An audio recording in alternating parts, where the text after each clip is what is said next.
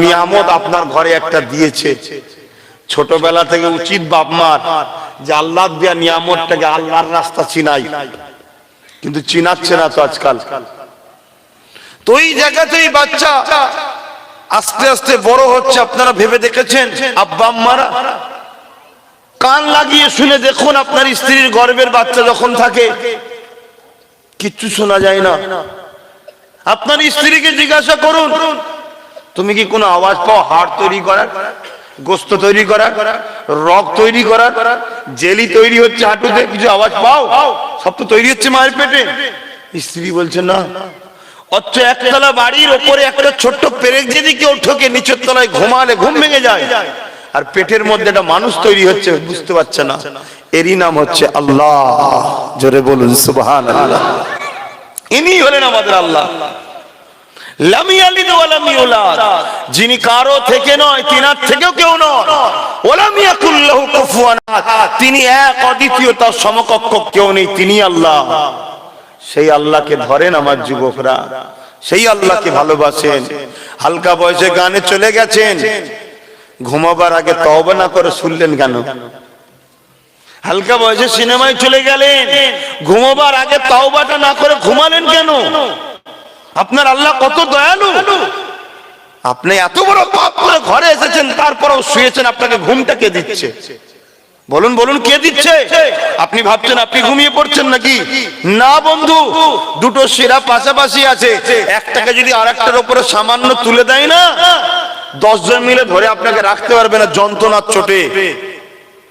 ডাক্তারও আপনার যন্ত্রণা দেখে মাথা কাজ করবে না, কি করি রুগীটাকে, হিতা ইনজেকশন, হোতা ইনজেকশন, তাও ঠান্ডা হবে না। কিন্তু আল্লাহ দেখুন ঠিক রেখে দিয়েছে, আপনি আরামে ঘুমোচ্ছেন। 7 ঘন্টা ঘুমালেন, ফজর বেলা মসজিদে মুয়াজ্জিন বলছে আসসালাতু খায়রুম মিনান নাওম, ঘুম থেকে নামাজ উত্তম। যে আল্লাহ 7 ঘন্টা ঘুম দিল, সেই আল্লাহর জন্য ফজর বেলা কটা যুবক উঠলেন? কি গো, আমার অজে আপনাদের অসুবিধা হচ্ছে? কি ওয়াজ শুনবেন? প্রত্যেকটা মসজিদ ফাঁকা থাকে, অথচ এই গ্রামে যতগুলো মুসলমান আছে সবার ঘর থেকে একজন করে বেরোয়, ও মসজিদ আর যা আছে আরো 2 তলা করতে হবে। ভুল বলে ফেললাম নাকি? তাহলে কি ওয়াজ শুনবেন? আমার উদ্দেশ্য একটাই, ভাবাচ্ছি আপনাদের ঘরে, হেদায়েতের মালিক আমি নয়, হেদায়েতের মালিক আল্লাহ। কথা ঠিকই, কিন্তু আল্লাহ কাউকে হেদায়েত করবে না যতক্ষণ পর্যন্ত না সে নিজে একটু ইচ্ছা দেখাবে। একটুখানি আপনি দেখান আর এত বড় আল্লাহ করে দেবে। আপনাকে এক পা বাড়ান, আপনাকে পৌঁছে দেওয়া পর্যন্ত সমস্ত রাস্তায় ব্যবস্থাটা আল্লাহ করে দেবে। জোরে বলুন সুবহানাল্লাহ। ভাই আমার, কত সুন্দর করে মায়ের পেটে আমাদেরকে আল্লাহ তৈরি করলেন। দুনিয়ায় আসবো, আসার আগে মায়ের নাভির সাথে আমাদের নাভিকে আল্লাহ কানেকশন করে দিয়েছে। কেন মুখ দিয়ে দেয়নি? কেন এই মুখে আপনি খারাপ কথা বলবেন না, মুখটা পবিত্র জিনিস, কলেমা পড়বেন, আল্লাহ ডাকবেন। তে আল্লাহ মুখ দিয়ে রক্ত পান করায়নি, মায়ের শরীরের যে রক্ত জানেন তো নাকি, পান করায়নি। আচ্ছা, এই মুখে আমরা দুনিয়ায় এসে আবার মদ পান করছি। মদের থেকেও মারাত্মক খারাপ সুদ, মদের থেকেও খারাপ। ভালো ভালো ঘর, ভালো ভালো ঘর, আম মানুষ নয়, আমি আর বেশি বলবো না, ভালো ভালো ঘর, তাদের বাড়িতে সুদ ঢুকে যাচ্ছে, তারা নিজেরাই বুঝতে পারছে না হয়তো।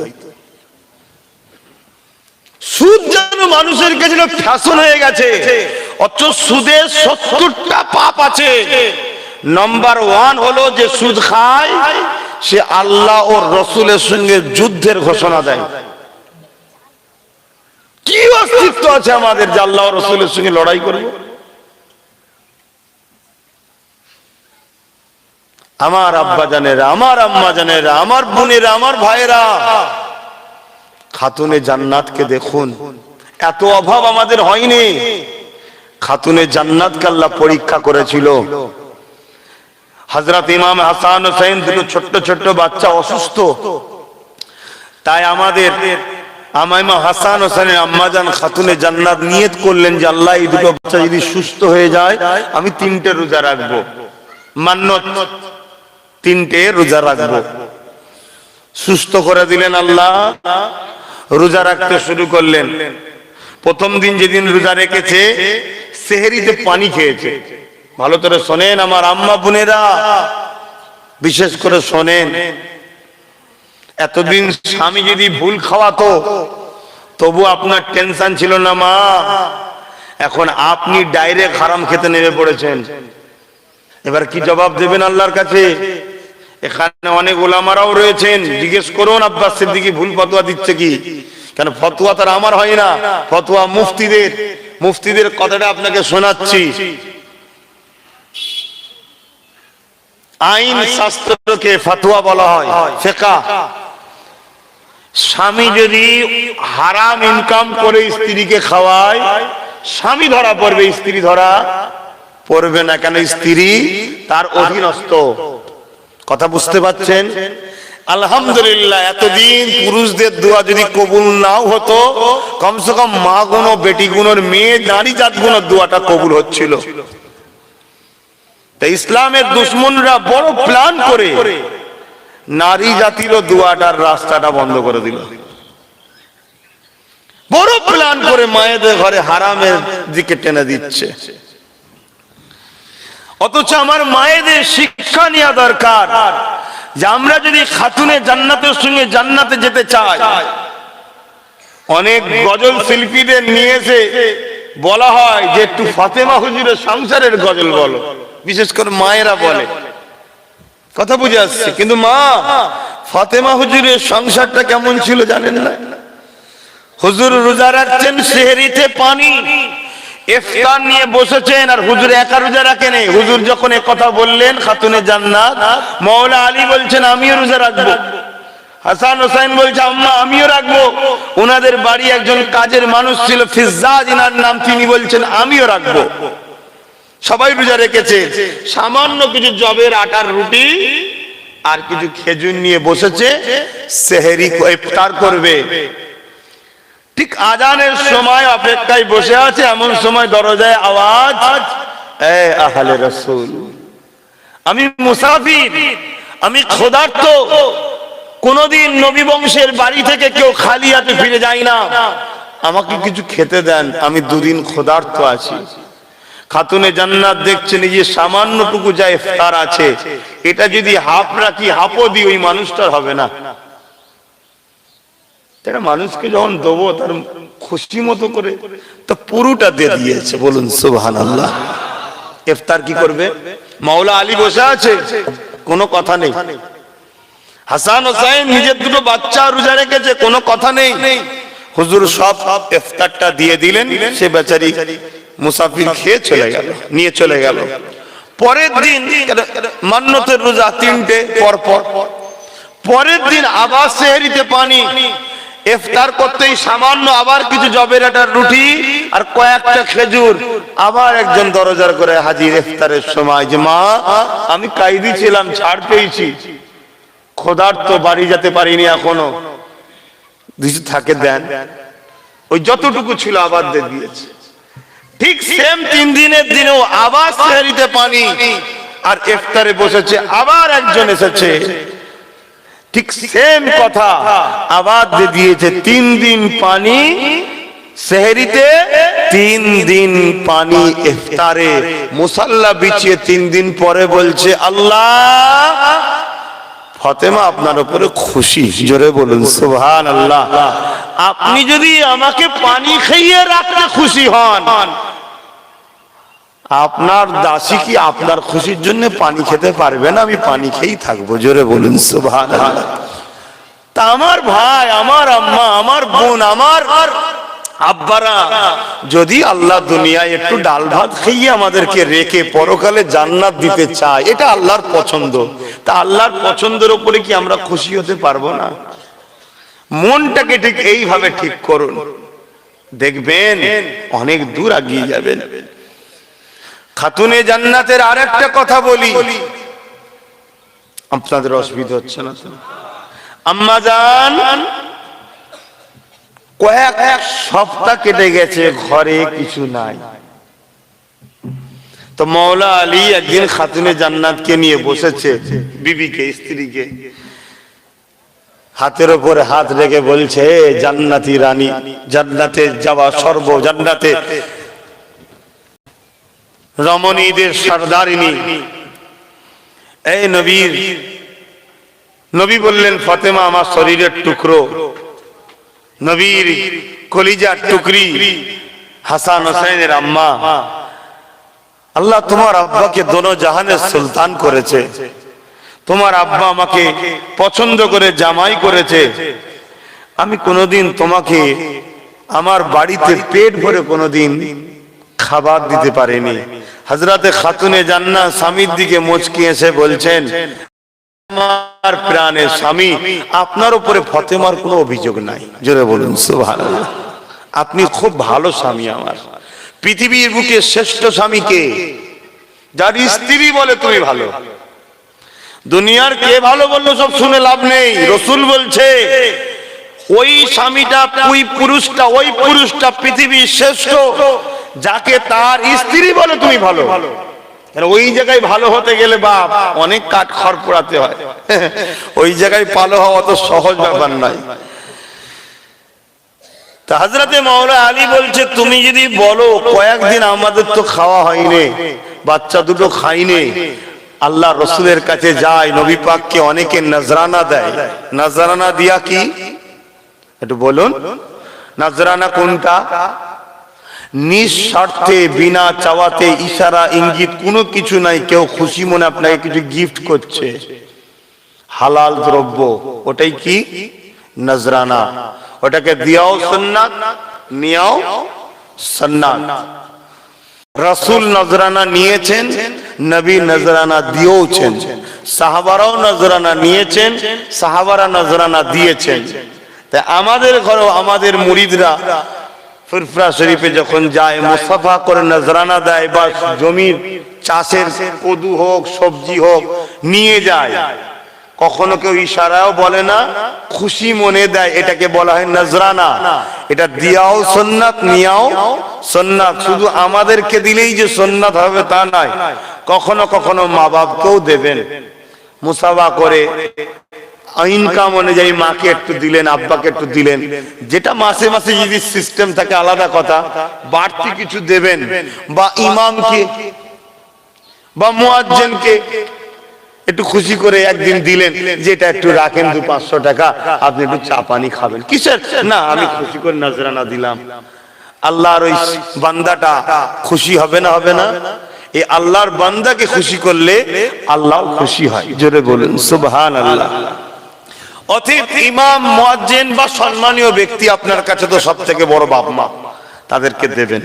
তো আমি যে কথা বলছিলাম, হযরতে খাতুনে জান্নাত ফাতেমা জাহরা রাদিয়াল্লাহু তাআলা আনহা কে ইজাজত, পারমিশন নিয়ে মাওলা আলী রাসূলের দরবারে গেলেন। অনেকক্ষণ পরে, খুব ভালো ধরে শুনবেন, হায় কি সংসার তেনাদের ছিল, আর আমাদের কি হচ্ছে। অনেকক্ষণ পরে মাওলা আলী ফিরে এসেছে,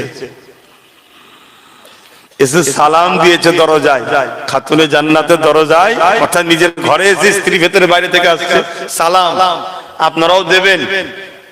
ঘরে গিয়ে স্ত্রীকে সালাম দেবেন, তার মানে কি, আসসালামু আলাইকুম ওয়া রাহমাতুল্লাহি ওয়া বারাকাতুহু, শান্তি রহমত বরকত তোমার উপরে হোক, আল্লাহর শান্তি রহমত বরকত তোমার উপরে হোক। কে বলছে? স্বামী। কাকে? স্ত্রীকে। একবার, দুবার, তিনবার, 100 বার, 200 বার, 1000, 10,000, একবার যদি কবুল হয়ে যায়, তাহলে স্ত্রীর উপরে শান্তি রহমত বরকত আল্লাহর হবে না? হবে না?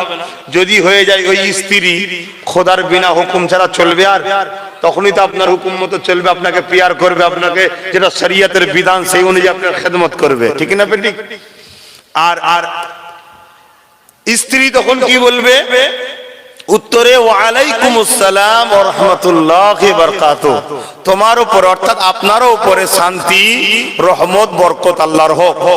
স্ত্রীও বারবার বলছে, একবার যদি স্ত্রীর দোয়া কবুল হয়ে যায়, আমার আম্মা বোনেরা, আপনার স্বামী যদি একটু বদমাইশও হয়, একটু জ্বালাতন যদি করে বা ভুল রাস্তায় থাকে, আল্লাহর রহমত বরকত যখন হবে, রুজিতে বরকত হবে, ভালো হয়ে যাবে, আল্লাহ ওয়ালা হয়ে যাবে, সব সময় আপনাকে নিয়েই থাকবে। জোরে বলুন সুবহানাল্লাহ।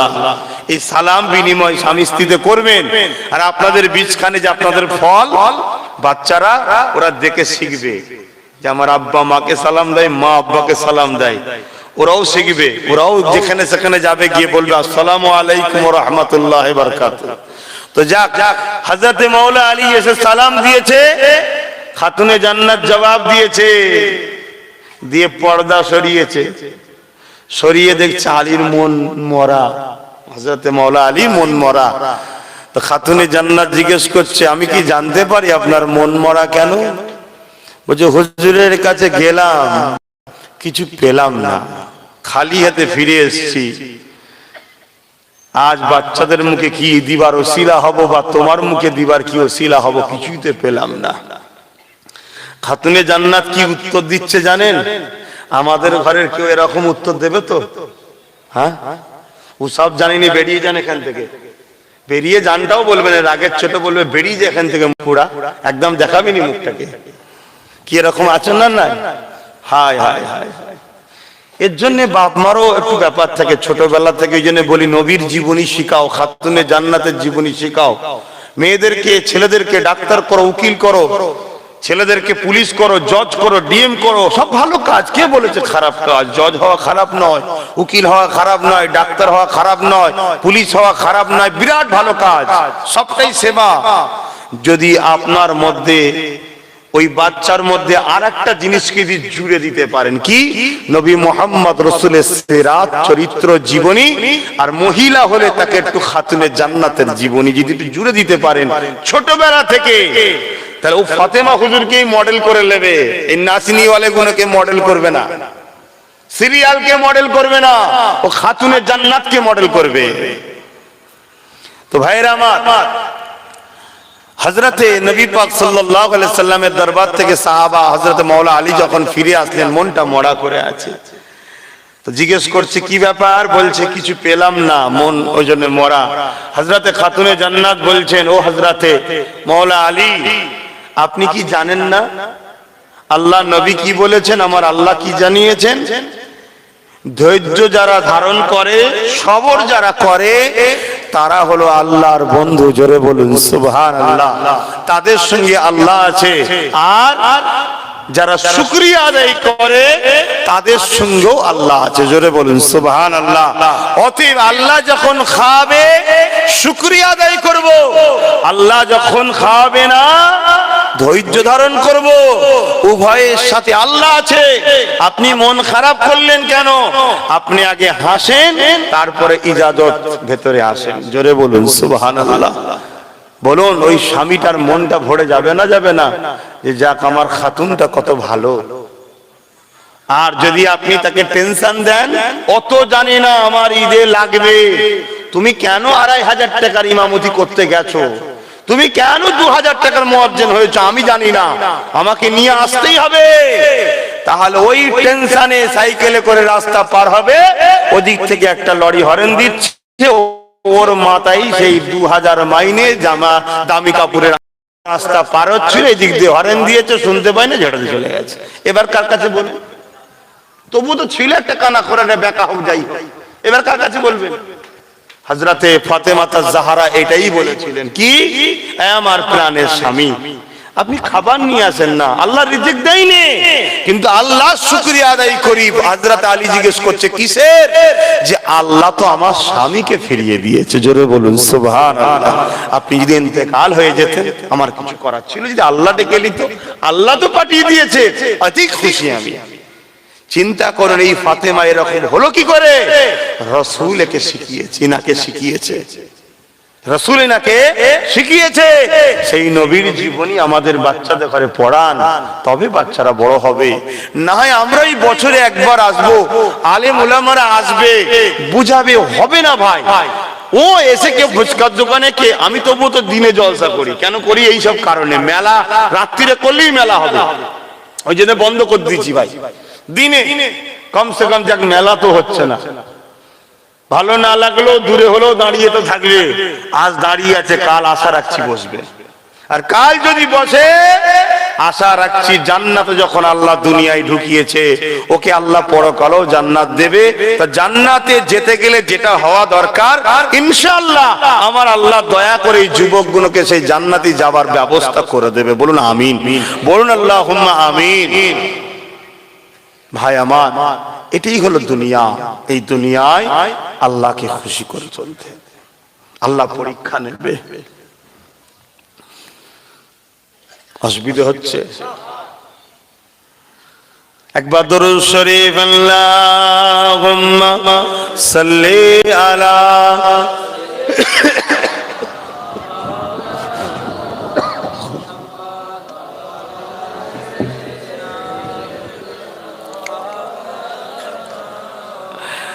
रातें भी मदीने की, बातें भी मदीने की, रातें भी मदीने की, बातें भी मदीने की, जीने में ये जीना है, क्या बात है जीने की। अरसा हुआ तैबा की जिस गलियों से गुजरे, अरसा हुआ तैबा की जिस गलियों से गुजरे,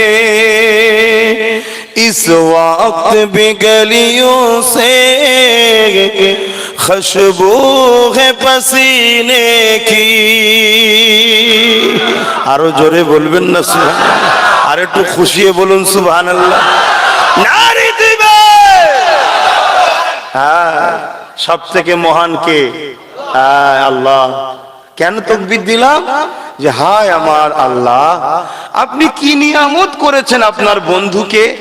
কবে 1450 বছর আগে যে যে রাস্তা দিয়ে ঘুরেছে, আজও সেই গলি থেকে আমার নবীর পাসিনার খুশবু পাওয়া যায়। জোরে বলুন সুবহানাল্লাহ। এ পাওয়ারটা কার? আল্লাহর। আল্লাহু সাইয়্যুন কাদির, একমাত্র সর্বশক্তিমান আল্লাহ। এই আঙুলটা যে তুলছি, পাওয়ার আমার নয়, আল্লাহর। ব্যবহার করতে দিয়েছে। মুখে যে কথা বলছি, পাওয়ারটা আমার নয়, আল্লাহ ব্যবহার করতে দিয়েছে। পায়ে করে যে চলছি, চলার ক্ষমতাটা আমার নয়, সৃষ্টিকর্তা ব্যবহার করতে দিয়েছে। অতএব সব ক্ষমতার মালিককে, অন্য কারো নয়। পৃথিবী যত বড় সম্রাট হোক, শাহ হোক, বাদশাহ হোক, নেতা হোক, সব রাজত্ব কিন্তু আল্লাহর, অন্য কারো নয়। সৃষ্টিকর্তার রাজত্ব। কাউকে বসিয়েছে। আপনি যদি বলেন ফেরাউন তাহলে কেন বসেছিল, ও তো আল্লাহর দুশমন, এটাই তো মোমেনদের পরীক্ষা। যদি ফেরাউন যদি না বসে, তাহলে মুসার প্রেমিক গুণকে পরীক্ষা নেবে কে? আবু জেহেল যদি না থাকতো, তো বেলাল যে আল্লাহকে ভালোবাসে, পরীক্ষাটা নেবে কে? তা আজকেও যারা জালিম আছে, এরা যদি না থাকে, নবীর আশিক গুণকে, আল্লাহর প্রেমিক গুণকে পরীক্ষা নেবে কে? একটু তো বাজাবে আল্লাহ, নাকি? অসুবিধা আছে? আপনি মাটির কলসি কিনতে গেছেন, কলসির গায়ে মারছেন। কি গো, কেন মারছেন? কলসি দিয়ে বলে মারামারি চলবে না। তাহলে আপনি কি কলসির ধারে যাবেন? ঠকে যেতে হবে। কেন? বাজিয়ে নিতে হবে। কেন? এটা আমার করব, আপন বানাবো, একে যত্ন করে ঘরে নিয়ে যাবো, এতে পানি রাখবো, ফিল্টার হবে। সব থেকে দামি পানি হচ্ছে মাটির কলসির পানি। পানি করা ফ্রিজের তো রোগ হয়, ওতে কোনো রোগ নাই। এবং যদিও পানিতে কিছু রোগ থাকে, টেনে নেবে। এটা আল্লাহর কুদরত ভাই। তো যাক, এখন তো সব ইউজ উঠে গেছে, এখন সব ভিআইপি হয়ে গেছে। আমরা যত ভিআইপি তত বিমার বাড়ছে। যদি ভেবে দেখেন, যেটা ছোট্ট নমুনা বলে যাচ্ছে, করোনার সময় যত রোগ যারা এসিতে থাকতো তাদের বেশি হয়েছে, যারা মাঠে ইট ভাটায় লেবারি করতো তাদের অতটা হয়নি। তাদের মুখে মাস্কও ছিল না, এক ঘরে 7 জন 8 জন থেকেছে, কিছু ছোঁয়া টোয়া কিচ্ছু হয়নি, করোনা হয়নি। আর যে যত ভিআইপি আর যত দামি দামি এসিতে ঘুরেছে সমস্যা তাদের বেশি হয়েছে, ঠিক না বেটি? আর জিন্দেগি যদি আরামের হয়ে যায়, ব্যারাম সেখানে বেশি। তো যাক, আল্লাহ হিফাজত করে। তবে যারা আল্লাহ ওয়ালা হয় তাদের আবার একটা আরাম পেলেও ব্যারাম তার আবার মেশিন আছে, জানেন কি? হ্যাঁ, যখন শ্বাস দেখবেন বন্ধ হয়ে যায়, একটা মেশিন আছে, একটা জেকের আছে, ওটা করলে দেখবেন অটোমেটিক শ্বাস খুলে যায়। সেটা হচ্ছে আল্লাহ আল্লাহ আল্লাহ আল্লাহ আল্লাহ, খুলে যায়। বলুন সুবহানাল্লাহ। ও শ্বাস আর বন্ধ হতে চায় না, ও ক্লিয়ার হয়ে যায়। ভালো জিনিস হচ্ছে এখন, বলবেন না আল্লাহু আকবার? তো যে কথা বলছিলাম, যে আল্লাহ আমার নবীকে কি নিয়ামত করেছে, যে তিনার খুশবু আজও যারা ওহাদে যায়, যে যে গলিতে নবী ঘুরেছে সেই গলিতে আমার নবীর খুশবু পাসিনা পাওয়া যায়। জোরে বলুন সুবহানাল্লাহ। আমার এই কথাতে আপনারা একমত হতে পারছেন তো? হ্যাঁ, কি গো, পারছেন তো নাকি? হ্যাঁ, আলহামদুলিল্লাহ। এটা তো অবশ্যই কিতাব অনুযায়ী বিশ্বাস করি। আর আলহামদুলিল্লাহ, আমি একজন মুমিন মুসলমান হিসাবে গাওয়া দিচ্ছি, আমি নিজে পেয়েছি। বলুন আল্লাহু আকবার। এখানে হয়তো আরো মুমিন মুসলমান কোন হাজী সাহেব আছেন, তিনারাও পেয়েছেন। হাজারো চেষ্টা করে দেখবেন, ওই খুশবু কোনো আতরের দোকানেও পাবেন না, ওই খুশবু এখানেও কোনো জায়গায় পাবেন না। ওই খুশবু একমাত্র মদিনার অলিতে গলিতে যে খুশবুটা পাওয়া যায়, ওই খুশবুটা অন্য কোনো জায়গাতে পাওয়া যায় না। ওটা হলো আমার রাসূলুল্লাহর পাসিনার খুশবু। জোরে বলুন সুবহানাল্লাহ। रातें भी मदीने की, बातें भी मदीने की, जीने में जीना है, क्या बात है जीने की। अरसा हुआ तैबा की जिस गलियों से गुजरे, अरसा हुआ तैबा की जिस गलियों से गुजरे, इस वक्त भी गलियों से खुशबू है पसीने की। आरो जोरे बोलूं सुभान अल्लाह। तारीफ के लायक जब अल्फाज नहीं मिलते, तारीफ के लायक जब अल्फाज नहीं मिलते, तारीफ करे कोई किस तरह मदीने की। কারো ক্ষমতা আছে নাকি আমার নবীর মদিনা তারিফ করে শেষ করতে পারবে? সেরকম লফজই নাই, কথাই নাই। হযরত আনাস থেকে রায়াত বুখারীর হাদিস, আমার রাসূল পাক সাল্লাল্লাহু আলাইহি সাল্লাম বলেছেন যে আমার মদিনা এই শহরের উপরে কেউ যদি হামলা চক্রান্ত করে, আল্লাহ তাকে জাহান্নামে দিয়ে এইভাবে গলাবে যেভাবে সীসা আগুনে দিলে গলে যায়। কেন? আমি নবী মদিনাকে ভালোবাসি। জোরে বলুন সুবহানাল্লাহ। তো নবীর ভালোবাসার মদিনার উপরে হামলা করেনি, হামলা চক্রান্তকারী যদি জাহান্নামে এইভাবে দিয়ে গলানো হয়, সীসা দিলে যেভাবে আগুনে গলে যায়, তাহলে নবীর পেয়ারা হোসাইনকে যারা শহীদ করেছে তাদের পক্ষে যারা, তারা কি জান্নাত যাবে মনে হয়? আজও নবীর খানদানের সমালোচনা যারা করে তাদের কি আল্লাহ মনে হয় নাজাত দিয়ে দেবে? এগুলোকে একটু ভেবে রাখবেন। কেন? মুর্শিদি আলা সৈয়দুনা আবু বকর সিদ্দিক আল কুরাইশি আল হাসিমি দাদা হুজুর পীর কিবলা রাহমাতুল্লাহ আলাইহি আওলাদে রাসূল আহলে রাসূল, তিনি তিনার ওসিয়তনামার মধ্যে লিখছেন, তো তাচ্ছিল্য করে সে কাফের হয়ে যাবে। কেন? এগুলো হযরতের পছন্দ, নবীর পছন্দ। জোরে বলুন সুবহানাল্লাহ। তো নবীর পছন্দকে কেউ যদি তুচ্ছ তাচ্ছিল্য করে কি হয়? ঈমান চলে যাবে, কাফের হয়ে যাবে। আমি বলছি নি, কে বলছে? জামানার মুজাদ্দিদ, যাকে মানতেই হবে। বসিরহাট হুজুর, এই আজকে আমি কাউকে ছোট করছি না, কিন্তু সত্য বলছি, আজকে যত আলেম মুফতি মাওলানা পীরজাদা আছে, বসিরহাট হুজুরের এলেম এতটা কম নয় রে বাবা। বসিরহাট হুজুরকে আল্লাহ কি নিয়ামত করেছে। আমার দাদুজান হুজুরদের মুখ থেকে, আমার আব্বাদের মুখ থেকে আমরা কি সব কথা পাই।